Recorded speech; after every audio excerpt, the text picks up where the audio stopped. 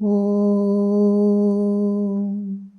Sthapakaya cha dharmasya sarvadharmasvarupine avatara varishtaya Ramakrishnaya te namaha.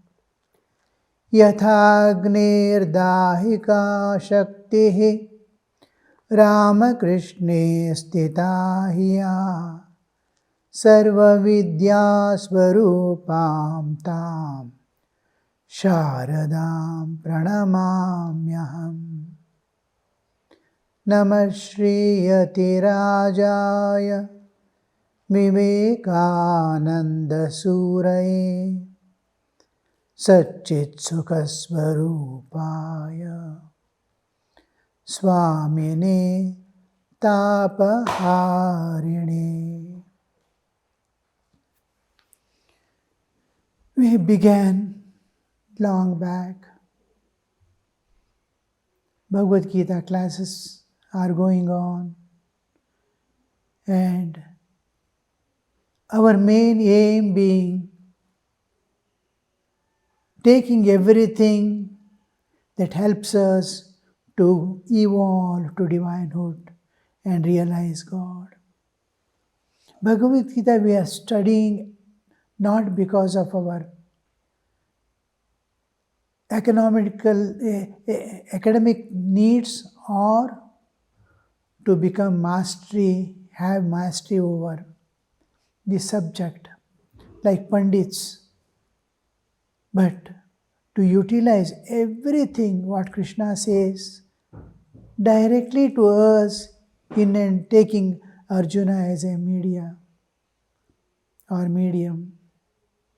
So that is the main aim. And it will not end with our absorbing and making it only our property, but we share with all others who are moving with us. So what we give you and what we practice is for all. Your practice will help others, though you are not in contact with each other. But you are tuned to a internet where study as a part of sadhana, adhyayana is going on. So it spreads. When you study, you are studying in your own room, unknown to others. Others who are studying, who are utilizing the subject, also get benefit. It is going on circularly. Link to goodness, goodness will flow into you. Link to badness, badness will flow into you. From the nature, from the Prakriti, it has a cosmic intelligence which manages all this. So today onwards, our Swami Prabodhananda Ji Maharaj will be taking the classes. I will be here, and later on, any questions and all I will answer. Yes, I will hand over to Pramod Maharaj, Prabodhananda.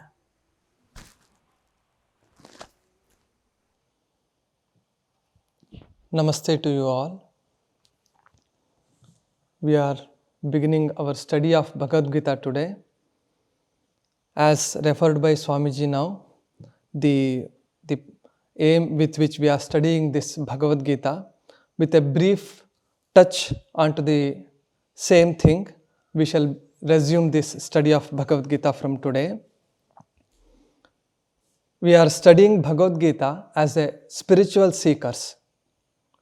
To understand eternal principles governing human life, as a companion in our journey, as a guide to evolve into our divinehood. As we know, Bhagavad Gita is taught by Sri Krishna to Arjuna. Arjuna is the representative of all jivas.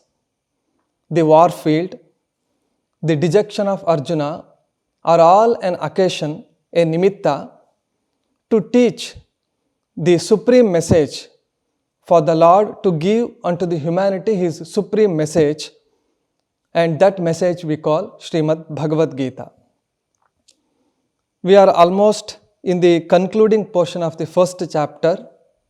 We have seen in the first half of this chapter the despondency of Arjuna.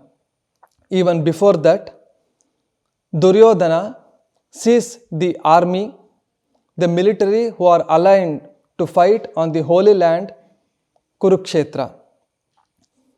The military array on his part, he sees and hails the power on his side, and in anticipation of victory, he is reminding them of their powers, the great warriors on his side, and as well as he is reminding them of their old enmity, so as to extract the utmost of their power and skill and to grab the victory over dharma. On the other side, we see Arjuna. He also sees, perhaps he requests the Lord to place his chariot in between the two armies, and he cast over both the sides of the armies aligned for the war. And what he sees grandfathers, father-in-laws, teachers, friends, cousins, his own sons, grandsons, uncles and brothers. Because of the delusion, he is disturbed and went into an emotional and psychological crisis. Losing internal stability, in fear of and anxiety of losing his own people, he expresses his unwillingness to fight and to retreat from his duty of the Kshatriya, that is, to protect and preserve dharma. See the force of Duryodhana. The adharma is always forceful, and whereas our Arjuna is dejected. And with this deluded intellect, he tried to convince with arguments which are logical and carefully built by the deluded intellect. And what are those? I don't see any good would emerge from the killing of our own people. Nachashreyo nu pashyami hatva swajana mahave. We may acquire sin by killing Dhritarashtra's people. Papamevashraye dasman hatvaitan atatayinaha. And we have seen who is an atatayin, the one who commits 6 sins, and we will remember with the previous classes what are those sins, which are all those 6 types of sins were tried by Duryodhana upon the Pandavas. Further, Arjuna goes on to highlight the moral implications of the war, that is, potential for decline of human values and consequential social breakdown. Kulakshaye pranashyanti kuladharma sanatanaha jayate varna sankaraha, and so on. The Lord is simply listening, perhaps with a smile on his face, to all the arguments of the Arjuna. And the Arjuna further says, that is what the class from the shloka from which we are entering today. Doshai retaihi kulagnanam varna sankara karakaihi utsadyante jati dharmaha kuladharmascha shashvataha. The translation would be, owing to these wrong deeds of the destroyers of families, which cause intermixing of organized social orders, that is, the qualitative caste system, as well as the eternal sacred family traditions, get destroyed. The ancient sages who discovered that the human life is not an isolated life, it is an integral part of the cosmic life, they have set traditions, customs and duties so as to help each and every being to evolve into their divinehood. So these traditions follow from generation to generation. So we see all the great warriors who are also the protector of these values and traditions. And they have gathered on the land of Kurukshetra with an intention to slay each other. With the destruction of each other, there would remain nobody who will teach in the future the traditions and values which are bequeathed from the ancient sages. Perhaps this is the most logical presentation from Arjuna to the Lord. And he continues, Utsanna kula dharmanam manushyanam janardana narake niyatam vaso bhavatityanu shushruma. O Janardana, we have heard that the people whose family traditions are destroyed dwell in hell for indefinite period. Yes, perhaps such a holy tradition which is flowing from generation to generation, if destroyed by anybody, so it is naturally, we can imagine, he would enter into hell. Aho bata mahat papam kartum vyavasita vayam yadrajya sukhalobhena hantum swajana mudyataha. Alas, how strange it is that we are preparing to commit great sinful acts, driven by the desire to enjoy royal happiness. We are intent of killing our own kinsmen. Aho bata mahat papam kartum vyavasita vayam yadrajya sukhalobhena hantum swajana mudyataha. Duryodhana is not caring for any of these things, traditions or values, or to follow dharma. So he is an ignorant, they are ignorant. Let them enjoy the royal happiness and all. Why should we, the people who know what is right and wrong, why not we retreat from this war, is the logic of Arjuna.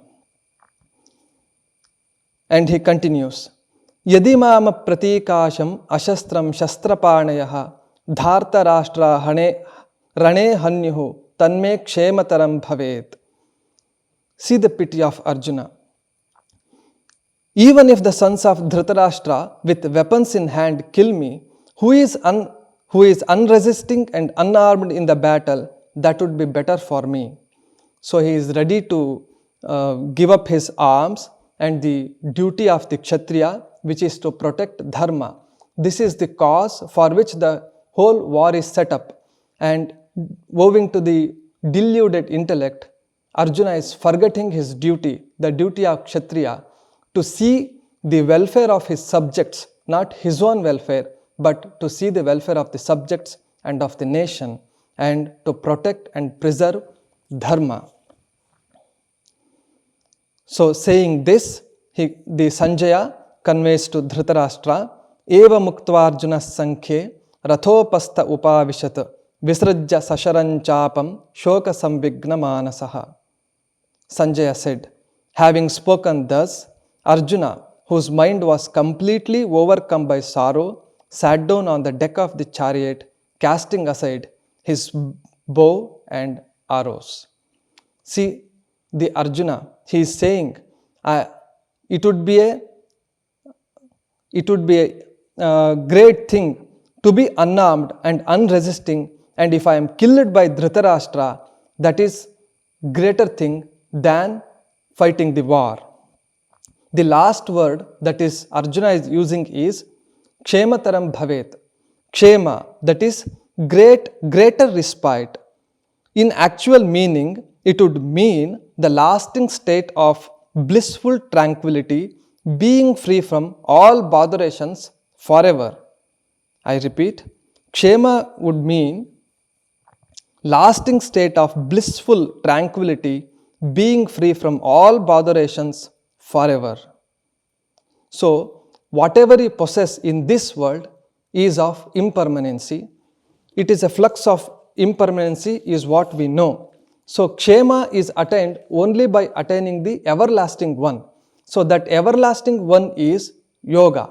That is our self-realization or realization of God.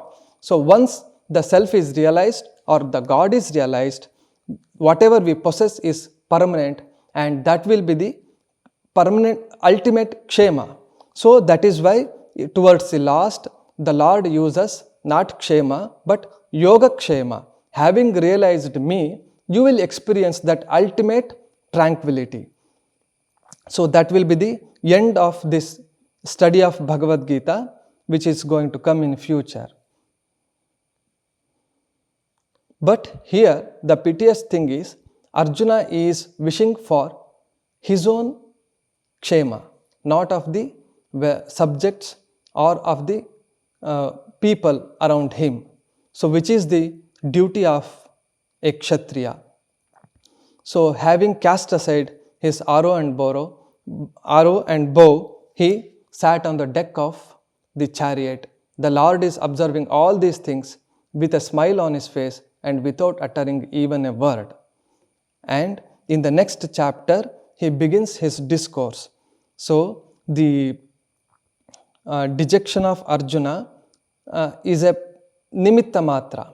So Lord seized his situation and he imparted the secrets of nature and of self-knowledge and the eternal principles that is governing the human life and an eternal Bhagavad Gita which will be a guiding force for the future generation to come.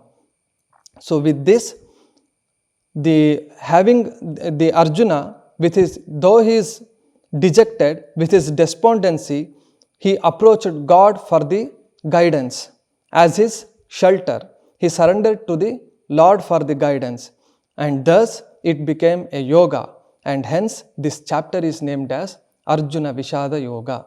And thus the first chapter is concluded, and we shall begin the next class, the second chapter. You see, we all face such an state of mind somewhere, now and then, very often. But to accept the defeat, he has accepted the defeat in a positive way. I am all right with all this. I'll beg and eat my food. I don't want this kingdom. Let them take. You see, as if he leaves and runs away, he'll be happy forever. Will he be? Never.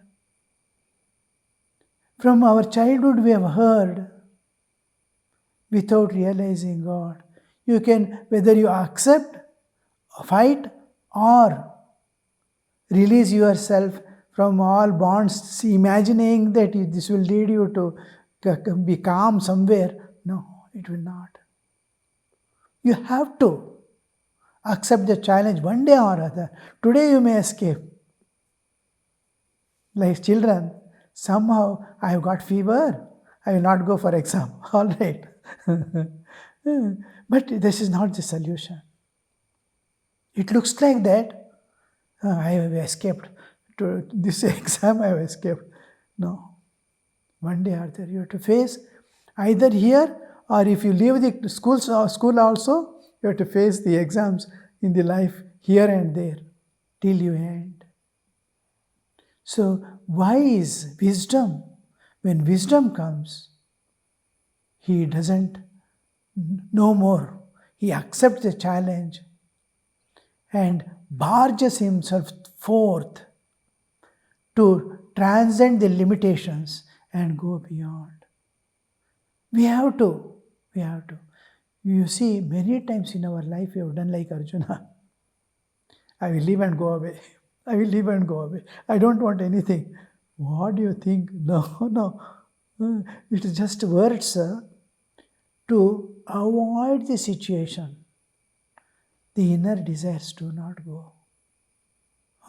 Same mind you are taking, same samskaras and vasanas, and all that inner content is going with you wherever you go. Even if you go and sit in the forest alone, the problem is not outside us. Problem is not this world. Problem is ourselves.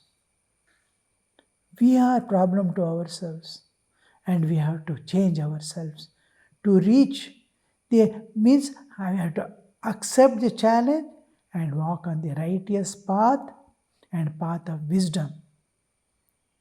How do we express the wisdom here? Viveka. Discrimination. We discriminate. Whenever Dhritarashtra, the eldest Pandava, Yudhishthira, wherever he takes the Yudhishthira, he immediately quotes. If you read Mahabharata, immediately quotes. Same situation these people had undergone, and what decisions they took. I'm going to take this because they have shown the path in their lives. Each king, he quotes, a similar situation came in their life. And they have taken this decision. I'm going to take this decision. Even Draupadi's marriage, mother says, share among your brothers. And similar situation he quotes and accepts. You see, this is called Viveka. Viveka. Now in our life, how do we take a decision? If Thakur was in this situation, what decision he would have taken? That's the right decision. Little more concession and expansion, how mother would have faced the same situation, little more. But don't bring Swamiji. We do not know what decision he is going to take. Each time when he speaks of bhakti, he will make bhakti is the highest. When he speaks of jnana, he makes jnana to be the highest. So Thakur and mother, how did they accept the challenge? How they faced, how they found the solution, how they have shown the path for us to walk on that path. So this is how we bring slowly. But one thing, Arjuna's greatest point here, apart from his being a part of the Naranarayana who have come down to teach mankind, now if you see one point is he's at the feet of the Lord. And Lord is all capable, not only Sarvajñatva, Sarveshwaratva and Sarva Shaktiman. He's at his feet. Next chapter he says, Shaditvam mam prapannam. Prapannam. Prapatti, I have fallen at your feet, never to take back myself. Pata is to fall. Prapat, specially and completely. Prapatti is Sharanagati. Sharanagati is, there is a little understanding behind in taking Sharanagati. I am helpless and all that. In Prapatti, same, it means the same, but in Prapatti, the Sharanagati is, he is unable to take a decision also. I am going to be a Sharanagati. I know the alternative except that. So I am going to become Sharanagata. Reasoning is there behind. In Prapatti, reasoning is not there. The situation forced him and he has fallen. Just like we slip and fall like that. He has fallen at you. I have fallen at your feet. I don't know whether I am helpless or not. Nothing I know. I know only you. You are there for me. And I have no other alternative. Not through calculation, but I have to fall. That is Prapatti. Ramanujacharya upholds this Prapatti as the highest ideal in sadhana. When all things fail, fall at the feet of the Lord. Unconditionally, never to think of yourself anymore. Never to think one day he will lift me, and no thinking. It is him. He can take any decision, and whatever is to be kept in me to fight or live, he has to do. I am just totally an instrument, like a pen in the hand of a man. Whatever keeps down, all right.